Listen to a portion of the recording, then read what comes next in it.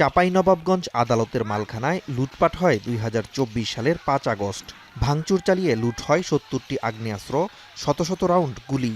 এছাড়া বিভিন্ন মামলার জব্দকৃত মাদকদ্রব্য, মোটরসাইকেল, মোবাইল ফোন, ল্যাপটপ সহ আনুমানিক ৬০ কোটি টাকারও বেশি দামের আলামত লুট করা হয়।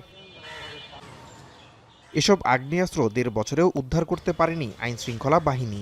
লুট হওয়া এসব অস্ত্র দীর্ঘদিনেও উদ্ধার না হওয়ায় এখন ভাবিয়ে তুলেছে ভোটারদের। সরকারি অস্ত্রাগার থেকে যে লুট হয়েছে সেই অস্ত্রগুলো আজও উদ্ধার হয়নি। সেই অস্ত্রগুলো তো হাতে হাতে মানুষের পৌঁছে গেছে। এখন পর্যন্ত কিন্তু সেই অস্ত্রগুলো প্রশাসন বা স্থানীয় প্রশাসন কিন্তু এখন পর্যন্ত উদ্ধার করতে পারেনি। এখন নির্বাচনকালীন সময়, এখন প্রার্থী এবং ভোটার এবং নির্বাচনের জন্য যারা কাজ করছে সবারই নিরাপত্তা প্রশ্নের মুখে পড়ে গেছে, হুমকির মুখে পড়ে গেছে। লুটপাট হওয়া আগ্নেয়াস্ত্র দুর্বৃত্তরা ব্যবহার করে পরিস্থিতি অস্থিতিশীল করতে পারে। দ্রুত অভিযান চালিয়ে এসব অস্ত্র উদ্ধারের দাবি মানবাধিকার কর্মীদের। এদিকে লুটপাট হওয়া আগ্নেয়াস্ত্র নির্বাচনে ব্যবহারের আশঙ্কা নেই জানিয়ে উদ্ধার অভিযান অব্যাহত রয়েছে বলে জানায় পুলিশ। যে কোনো মুহূর্তে, যে কোনো সময় সুস্থ পরিবেশকে অস্থিতিশীল করতে পারে, ভয়াবহতা তাণ্ডবতার সৃষ্টি করতে পারে, মানবাধিকারের চরম লঙ্ঘন হতে পারে।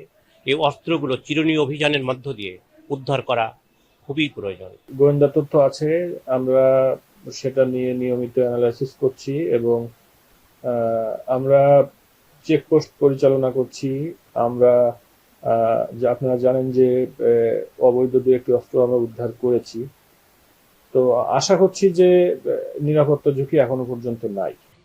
নির্বাচন অংশগ্রহণমূলক করতে দ্রুত অভিযান চালিয়ে অবৈধ অস্ত্র উদ্ধারের দাবি স্থানীয়দের। এখন চাঁপাইনবাবগঞ্জ।